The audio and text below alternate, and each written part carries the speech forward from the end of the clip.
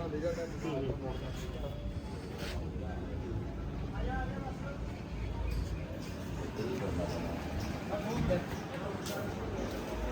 सत श्री अकाल जी, की हाल चाल है जी। अज मिति 20 है जी, 11 बजे अपना तुहानूं एक पहले ही वीडियो पाई सी कि वायर कंपनी का इत्थे कैंप लग रहा है जी, तो उन्होंने टीम आ रही है जी। वायर कंपनी के सारे मतलब कि अपने जीरी के विच जो भी अपने प्रोडक्ट पवा रहे हैं ये उसकी चंगी तरह तसल्ली नाल आपां नूं समझा के जाऊँगे। सारे किसान वीरां नूं यही बेनती है कि 11 बजे सारे पहुँचो, ਤਾਂ ਜੋ ਆਪਾਂ ਇਹ ਜਿਵੇਂ ਕੰਪਨੀਆਂ ਦੇ ਜਾਂਦੀਆਂ ਆਪਾਂ ਨੂੰ ਮਾਲ ਉਹਨਾਂ ਦੀ ਨੌਲੇਜ ਵੀ ਹੋਣੀ ਚਾਹੀਦੀ ਹੈ।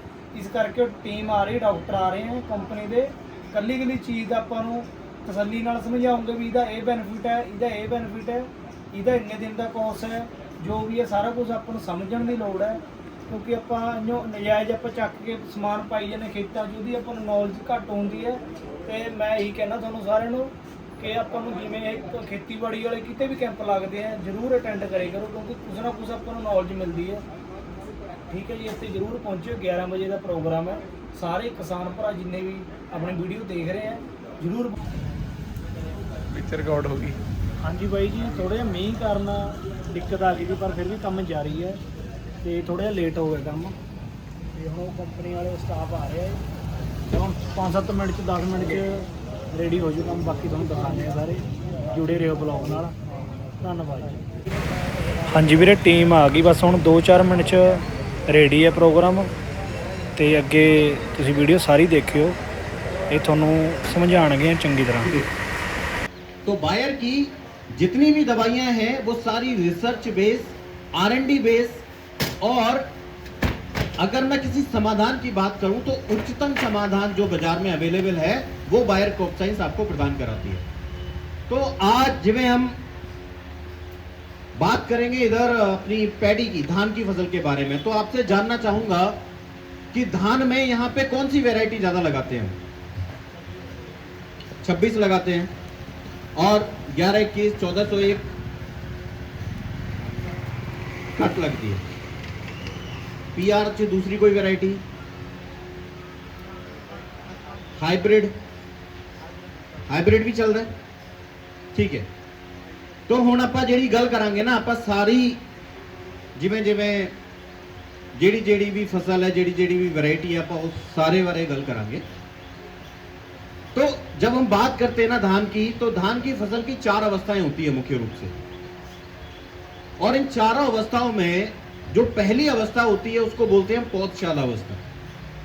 पौधशाला अवस्था आप समझ रहे हो कि जो हमने पनीरी बीजी, और पनीरी बीज के जो हमने तैयार कर ली, तो बीज जब लगाया और बीज लगाने के 25 दिन की जो अवस्था होती है, जब तक हम उसको खेत में नहीं लगाते तब तक उस अवस्था को पौधशाला अवस्था बोलते हैं।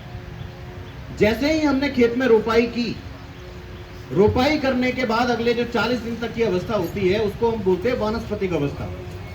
उसमें पौधा बढ़वार करता है, फुटाव करता है, अपना मुंजर बाहर निकालता है, और जितना भी खुराक हमें देना होता है और जितना रखरखाव हमें करना होता है, ये जो 40 दिन है ये बहुत ज़्यादा महत्वपूर्ण है, क्योंकि ये 40 दिन में जितना रखरखाव, जितना देखभाल हम करेंगे, बाद में जाके उतना ही पौधा झाड़ बनाएगा, उतना ही पैदावार हमें देखने को मिलेगी।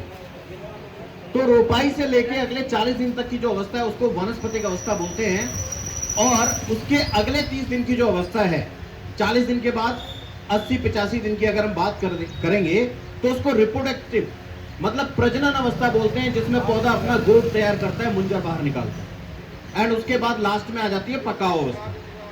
तो इन चारों अवस्थाओं में जो सबसे 2 महत्वपूर्ण अवस्था है जिनमें सबसे ज्यादा रख रखाव, देखभाल की जरूरत पड़ती है, वो है वानस्पतिक अवस्था और प्रजनन अवस्था। मतलब जिसमें सबसे ज्यादा बीमारियां आती हैं धान के खेत में, सबसे ज्यादा रखरखाव करना पड़ता है, और अगर इन दोनों अवस्थाओं में संभाल कर ली तो हमारे झाड़ में, पैदावार में कोई नुकसान नहीं होता। तो धान की हम बात कर रहे हैं, चर्चा कर रहे हैं, हमने अवस्थाओं के बारे में जाना। यहां पे कितने प्रतिशत धान ऐसा है जो कि रोपाई से लगता है, ट्रांसप्लांट होता है? कोई है जिन्होंने DSR में धान किया है, सीधी बिजाई में किया है? किसी ने नहीं किया यहाँ पे सीधी बिजाई में। सबका मतलब 100% TPR ही है। तो जो अब इस अवस्थाएं अभी मैंने बताई हैं, ये सारी की सारी वही अवस्थाएं हैं जो रोपाई वाले धान के लिए होती हैं। सीधी बिजाई में थोड़ा सा अलग हो जाता है।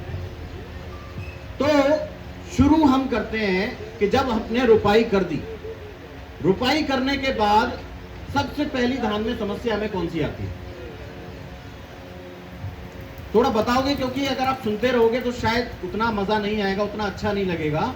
थोड़ा इंटरेक्ट करते रहेंगे, थोड़ा वार्तालाप बातचीत करते रहेंगे तो अच्छा लगेगा। तो पहली समस्या कौन सी आती है धान की फसल में? बताओ जी। कोई भी कुछ सही गलत नहीं है, कुछ भी बता सकते हो आप। कबाड़े बहुत होते हैं। बहुत सही जवाब दिया।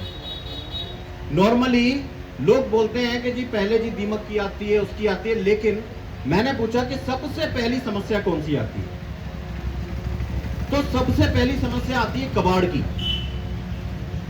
और कबाड़ शुरू में ही कंट्रोल होता है, 0 से 3 दिन की अवस्था जो होती है रोपाई की, उसी में हमें कबाड़ कंट्रोल करना होता है। तो इस बार बायर क्रॉप साइंस कबाड़ के लिए एक बहुत अच्छी दवाई रिसर्च करके इनोवेट करके लेके आई थी, जिसका नाम एचसीओ स्टार है। जो ये शीशी आप देख रहे हो सिल्वर कलर, ये एचसीओ स्टार 400 ml प्रति एकड़ के हिसाब से हमें खेत में डालनी थी। रोपाई वाले धान की मैं बात कर रहा हूं। इसको डालने के बाद आपके खेत में जितने भी प्रकार के नदीन होते हैं उन सबको ये उगने से रोकती है। ट्रांसप्लांटिंग सबकी हो गई है, कुछ चल रहा है, हो गई सबकी, कुछ रहता है ओके। तो जिनके रहता है वो इस दवाई का इस्तेमाल कर सकते हैं। करने का तरीका बड़ा सिंपल है। जैसे आप पहले की दवाइयां इस्तेमाल करते हो, आपको वैसे ही इसका इस्तेमाल करना है। 10 लीटर की टंकी लेनी है आपने, और उसमें दवाई का घोल डालना है। दवाई को डालना है, 400 ml दवाई को डालना है, और नोजल खोल के पूरे खेत में उसको फैला देना। सबसे सही तरीका है इस दवाई का। 400 ml दवाई का घोल बना के 10 लीटर की टंकी में डाल के और खेत के अंदर कर देना। सबसे सही और आसान तरीका है, और ये दवाई आपको अच्छा कंट्रोल नदीम के ऊपर, कबाड़ के ऊपर देगी। अब कबाड़ की एक सबसे बड़ी समस्या है कि नॉर्मल कबाड़ तो कंट्रोल हो जाता है, कुछ कबाड़ ऐसा है, कुछ कचरा ऐसा होता है जो कि कंट्रोल ही नहीं होता। जैसे मूर्ख हो गया, मोथा हो गया। इधर है मोथे की समस्या, घोड़ा घास तो आगे बताएंगे। मूर्ख की समस्या है, मोथे की समस्या है इधर तो थोड़ा बहुत। जिनको मोथे की समस्या है उसके लिए बायर का काउंसिल एक्टिव भी है। जब मूर्ख 3 से 5 पत्ती का हो जाए उस समय पे आपको 90 ग्राम काउंसिल एक्टिव का इस्तेमाल करना है, जिससे मूर्ख की समस्या भी खत्म हो जाती है।